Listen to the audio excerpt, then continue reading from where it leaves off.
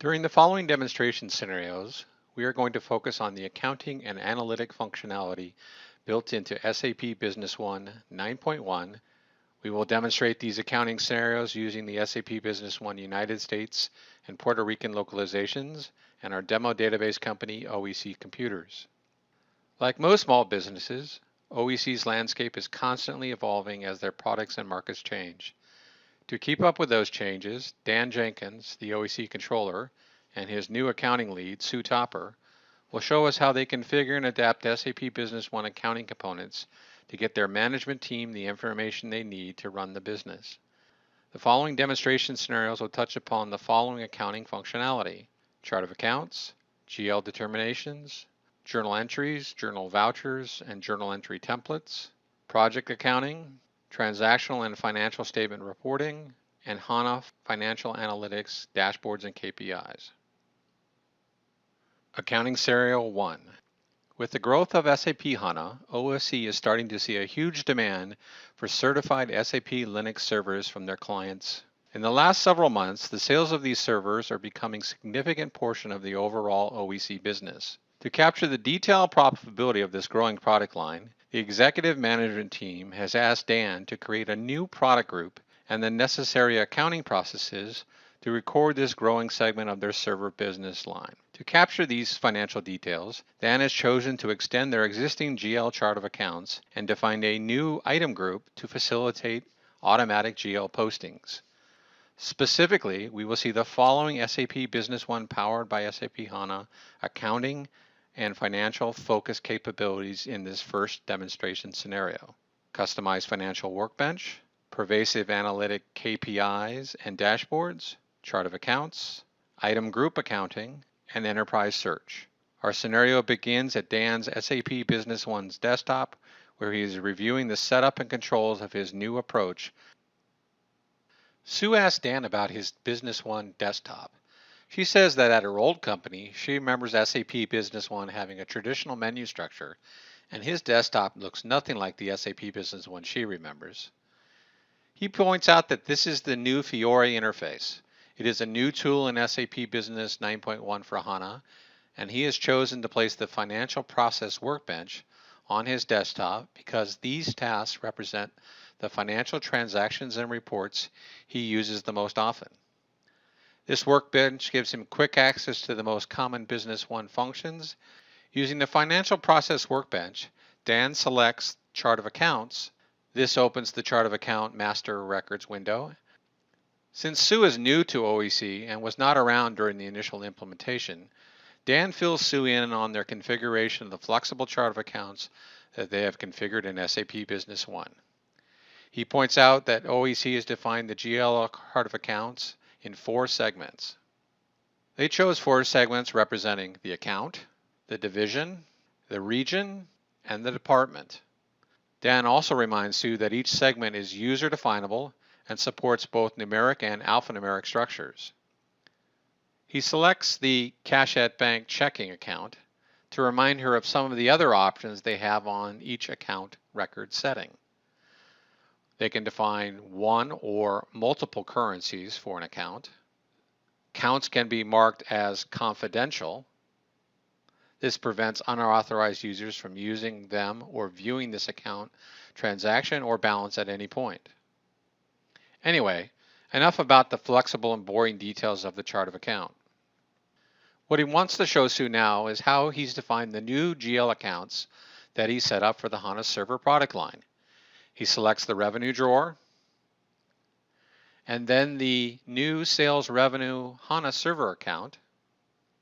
This is the account that will be used to capture the revenue associated with the sales of any new HANA server. To capture the cost side of the equation, he goes to the cost of sales drawer. And in this drawer, he selects the new cost of goods sold HANA server, or account 515. To create the automatic linkage of these new accounts to the HANA servers in inventory and assure that each time they are sold, the right GL accounts are used, Dan has created a new item group. He opens the main menu and the new lookup feature and enters the term item group. He selects this from the menu. And on the Accounting tab, he shows Sue how he's defined the new Sales Revenue HANA Revenue account, 415. He also shows her the new Cost of Goods Sold account. There is one last linkage that is important to make all this work smoothly. The item record for each one of these servers needs to be linked to this new item group. Dan uses the Enterprise Search feature of SAP Business One on HANA to quickly bring up the item master records for all the HANA servers. He selects the Enterprise Search magnifying glass and enters the text HANA Server and hits the magnifying glass icon. The search results quickly returns all instances of the text HANA Server found in the company database. Since there are lots of results, he selects the layout icon to filter the results to just the information he is looking for. He selects the item under the master data record, and here he's down to only 6 records. He can see the summary details on all the items as he hovers over each one of them, or he can drill into them by clicking on the link. You can see here that the item group for this item is defined now as HANA servers. This creates the final linkage between the item group, and the correct revenue and cost of goods sold account. From now on, each time the sales team uses the HANA server in a sales document, the right GL accounts will be posted with no intervention by the accounting team. To quickly show Sue how this will all work in action, he opens a test AR invoice. From the rows, he selects one of the HANA servers.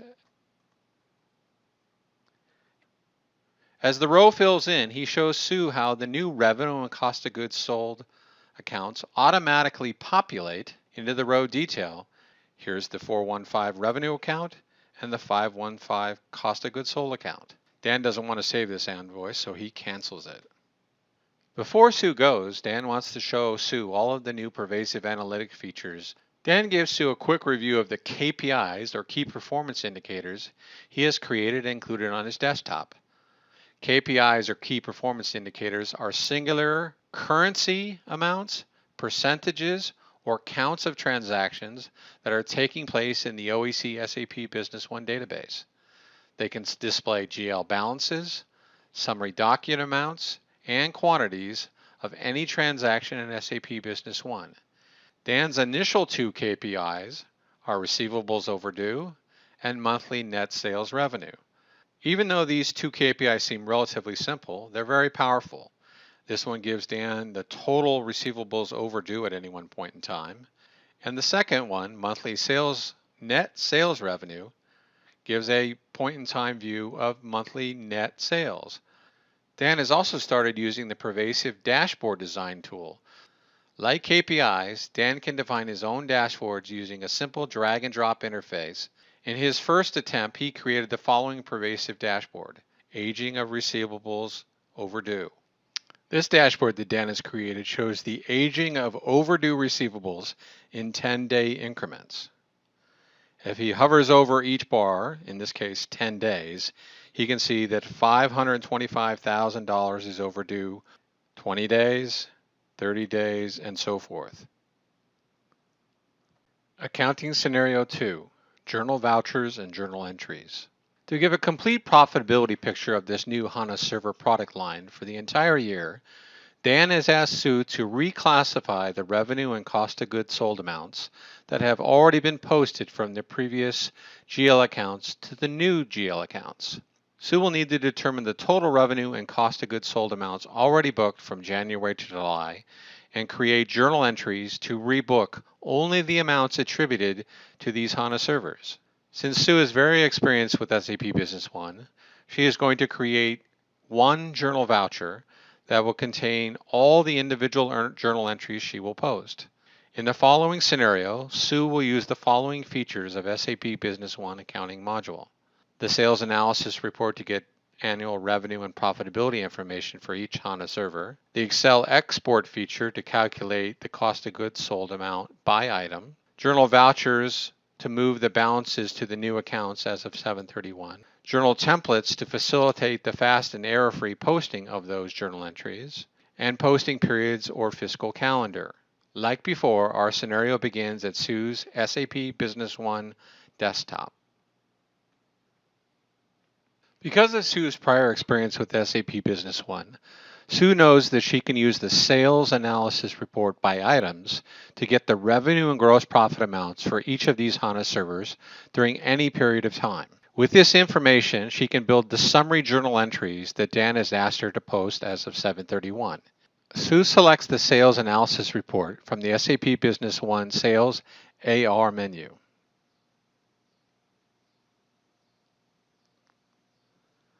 She chooses the Item tab to run the report by items. She confirms that she wants to run an annual report to return one amount for the entire period. She confirms the posting date from 1/1 to 7/31, and she also confirms that the group is HANA servers. She hits OK to run the report and bring the report to her screen. The sales analysis by item report shows her the quantity, sales amount, and gross profit for each of the 6 HANA servers that OEC has sold. Sue knows that she also needs the cost of goods sold, or COGS, totals for each item, which is not on the report, but she knows a subtraction of the report sales amount and from the gross profit amount will calculate this amount for each item. Using the built-in Microsoft Excel integration with SAP Business One, she uses the toolbar, MS Excel, to export all the items in the report to Microsoft Excel. The Excel sheet launches with the report amounts and labels already loaded. In Excel, she knows she needs to add a new column to calculate the cost of goods sold. Now she has the information she needs to rebook both the revenue amount, which is the sales amount, as well as the cost of goods sold amount. For now, she's going to keep this Excel window open and go back to Business One. She can close this report. Using the amounts in the Microsoft Excel sheet, Sue is now ready to use the journal voucher transaction to collect all these journal entries. One journal voucher will contain all the detailed journal entries for this revenue and COGS reclassification. She goes to the Financial menu and selects Journal Vouchers. Now Sue has already started this process and already created a journal voucher. She double-clicks on journal voucher number 1, and she can see within that journal voucher, there are a total of 5 journal entries. If she clicks on any one of the 5 journal entries, it will show her the detailed journal entry within that journal voucher. In this example, this one journal entry is the reclassification of both the revenue and the cost of goods sold for the S18,000 item, which is one of the HANA servers. She clicks OK to get back to the total journal voucher. At this point, Sue wants to add the 6th and final journal entry to this journal voucher. This will be the journal entry for the Fujitsu reclassification of cost of goods sold and revenue. To do so, she clicks the button Add Entry to Existing Voucher. She wants to post this to July 31st of 2014, so she enters that into the posting date. She does the same for the due date. In the remarks field, she wants to make a remark so that she can later find this journal entry. Now, as we can see, Sue is posting this back to July 31st of this year. Those happen to be closed periods, but Sue, being one of the lead accountants, has the authorization or security to post to a closed period. Sue wants to show us a little bit more about the fiscal period definitions. She goes up to the main menu and types in period. This brings up. She scrolls down to the bottom, and we can see this is the fiscal calendar, or the periods, from period 1 through period 12 for the year 2014. And if we take a closer look, we can see that both July and August of 2014 are what's called a closing period. This only allows certain people with the right authorizations to book entries. She closes the posting period window with the cancel button. As she returns to the journal voucher entry screen, Sue is also going to use a posting template she has created to simplify the data entry of these entries. A posting template allows her to predefine the set of accounts or amounts to pre-fill into a journal entry. She picks the template type percentage, then clicks on the ellipse button, choose from list to select the HANA Serve posting template that she's created. As we can see here, this fills in the 4 accounts into the details of the journal entry. These are the 4 accounts that she needs to rebook the revenue and cost of goods sold from the old accounts to the new accounts as of 7/31. With the accounts now filled in, all she needs is the amount. This is where the Excel sheet comes into play. She goes back to the Excel sheet, and since she's only booking this last and final entry for the Fujitsu TX300 server, what she needs to do is copy the sales amount and the cost of goods sold amount over to the journal entry. She selects the sales amount, she goes back to Business One, and she pastes that amount in the old revenue account. When she tabs off and goes to the next account, the system will automatically balance the entry by entering the credit amount into the new HANA Revenue Server account. She goes back to the spreadsheet to get the cost of goods sold total amount, comes back to Business One, and pastes that in the credit amount of the old cost of goods sold account. When she tabs off that, it also pre-fills in the debit amount for the new COGS account. This is the complete journal entry to rebook the revenue and the cost of goods sold from the old accounts to the new accounts that Jim has set up. With this journal voucher entry complete, she clicks Add to Voucher and Close. This returns her back to the overall journal voucher screen, and we can now see the 6 entries for the 6 different HANA servers. With the last one completed, she clicks Update.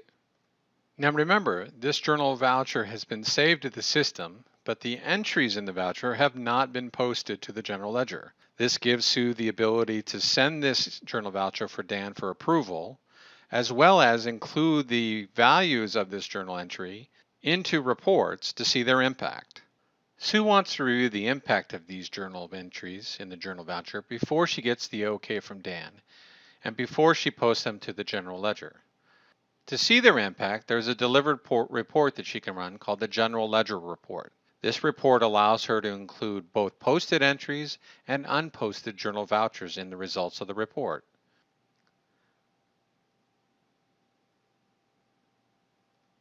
This General Ledger Report can be used many different ways.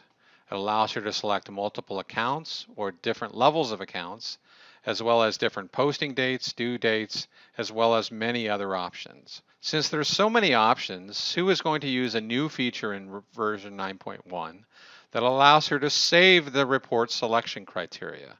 She's done so she goes up to the selection criteria name, and she selects the report criteria she's saved called Revenue and COGS GL. This has the settings for the General Ledger Report that she wants that contains specific accounts as well as posting dates and other information. Now, one of the things she wants to do before she runs the report is check this box right here called Add Journal Vouchers. What this will do is add any journal vouchers that meet the criteria for date and accounts that she's selected in her selection criteria. On this reporter screen, she can see all of the journal entries that have been booked to the account she selected, which are the revenues, both the old one and the new, as well as the old cost of goods sold and the new cost of goods sold. We can also see all of the journal vouchers that Sue created but has yet to post because she selected that option. These are the 6 journal entries in the Journal Voucher 1 that contains the reclass for the revenue account, one for each HANA server that exists. The same is true. We see the opposite side of the entry for the new revenue account, which is the new HANA revenue account that Dan set up. The same is true for cost of goods sold. We see the entries coming out of the old account and into the new cost of goods sold account. This report, called General Ledger, and the ability to include general vouchers in that report before they're posted, allows Sue to see the impact of those debits and credits that she created before she actually posts them to the general ledger.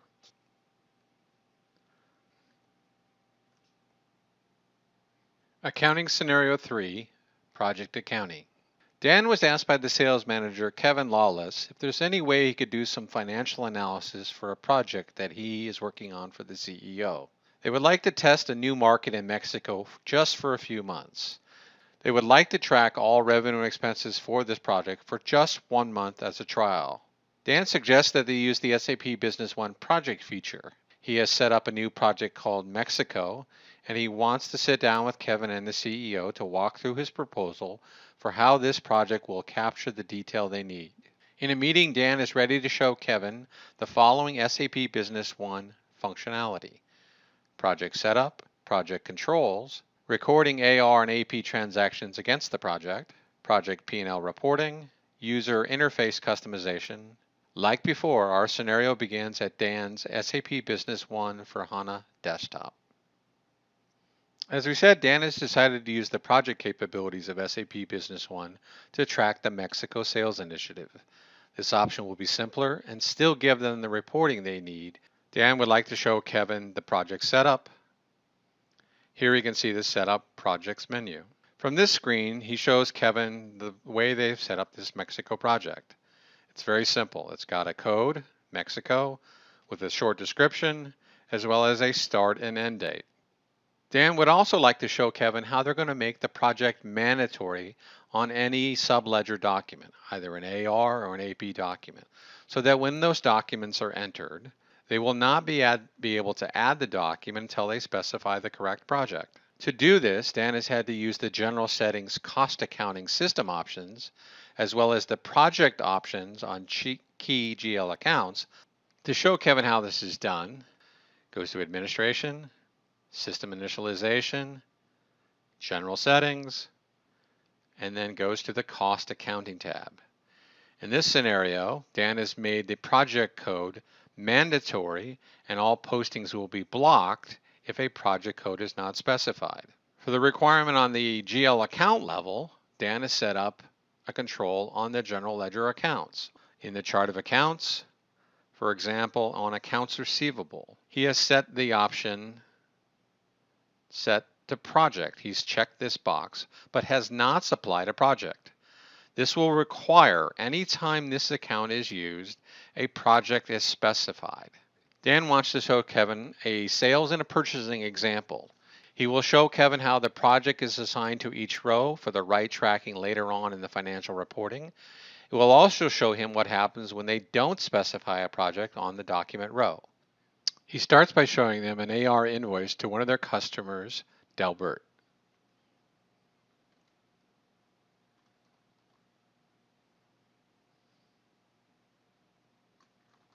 Once he has the customer selected, he goes to the Accounting tab to specify the right project. This project will be applied to all lines on this document. He selects Mexico and goes back to the Contents tab. From here, he can enter multiple items. And in this case, this is just for example, it doesn't really matter what items he selects, but he chooses 3 items and returns back. Once he returns back to the row definition, you can see that the project field has been copied from the header on the Accounting tab to the line items in each of the individual lines. Now that he has these 3 lines, he's going to add the invoice. He's going to scroll back to that document so you can see the journal entries that were posted. He selects the Accounting tab and the golden arrow to the journal remarks. On this, the journal entry for this document, he can see that the Mexico project has been associated with all journal entries that are applicable to this invoice. He now wants to show Kevin what will happen on an AP invoice, for example, when they're submitting their expenses. He selects AP invoice, enter a date, enter a description for and we're going to say travel airfare. Go to the GL account and pick account for airfare. Now this time when we look at the project field, we'll see there's nothing in the project field. And that's because when we're entering this AP invoice, we forgot to go to the Accounting tab and actually enter the BP project first. Because we had no project at the header level, there was no project copied down to the row level. But because the controls Kevin has set up, this will not be a problem. If we were to enter an amount, let's say for $1,000 worth of airfare, tab off, and click Add, what we see is we get an error that says the GL account requires a project. So this is the second control that Kevin has put in place at the general ledger account level. We can do this in one of 2 ways. We can go right to the actual line, select on the project field, tab off, and select the Mexico project, and then post it. or we could go back to the Accounting tab and enter the project there. Now when we add this document, it should post fine because this line and every accounting entry with it has a project code attached to it. When Kevin sees this scenario, he's concerned that the project code is hidden on the Accounting tab. He asks Dan if they can move it to the Main tab so that it might not be overlooked. Dan explains that there is a new feature of 9.1. They now have the ability to move and hide standard and user-defined fields from any tab on any screen to another tab on that same screen. Dan will show Kevin how this is done. He selects the Edit Form UI option from the Tools menu. Now that Dan is in edit mode, he can move any field or hide any field. Since we want to move the BP project field, we go to the Accounting tab, select BP Project. We can now select the BP Project tab and move it up to the main tab of the window that Kevin requested. We click Escape, and it asks us if we want to save this new form. We say yes. If we go back and open up the AP invoice screen, we can now see that the BP project field is on the main tab.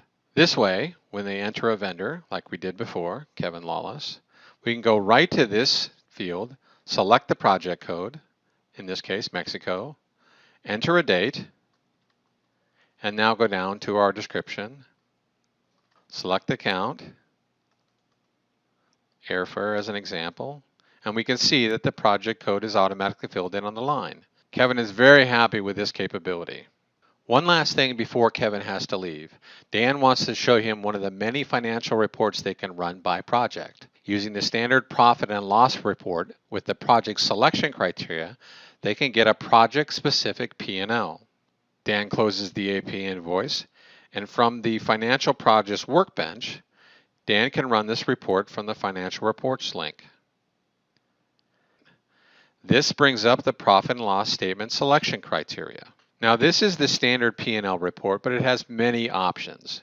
And one of the things that Dan wants to show Kevin is if you click on the expanded option, you can actually run this report with selection criteria for a specific project. In this case, the Mexico project. And now when we click OK to run the report, all we will get in this P&L report is those entries that are specific to the Mexico project. To print a boardroom quality version of this report, Dan selects the Print Preview toolbar. This will print the crystal report layout that sits behind this report. In addition to this P&L by project, there are also other project reports that we can run. Go to Financials, Financial Reports, Accounting, and run the Transaction Report by Project report. Once again, on this selection criteria, we have the ability to select the project. When I click OK, I now get a summary of all of the postings that have hit the Mexico project. To see the detail, I click the Expand button, and I can now see all of the entries that have been booked against the Mexican project, with the ability to drill into the individual journal entries. In this example, I'll drill into this accounts receivable posting. Then from there, I can go to the actual invoice that posted this entry. This project report, like many reports in SAP Business One, allows you the ability to go from a report to detailed entries all the way back to the source document. During the previous demonstration scenarios, we saw how SAP Business One 9.1, powered by SAP HANA, delivered powerful accounting controls, reporting, and analytic capabilities to facilitate the changing business environment at OEC computers. We watched as Dan and Sue used SAP Business One powered by SAP HANA to address the following accounting and control issues in support of the OEC business model: chart of accounts, GL determinations, pervasive analytics, journal entries, journal vouchers and templates, project accounting, as well as transactional and financial statement reporting. Contact your local SAP Business One partner to discuss all the SAP Business One accounting, analytic, and reporting features we did not have time to review in this video.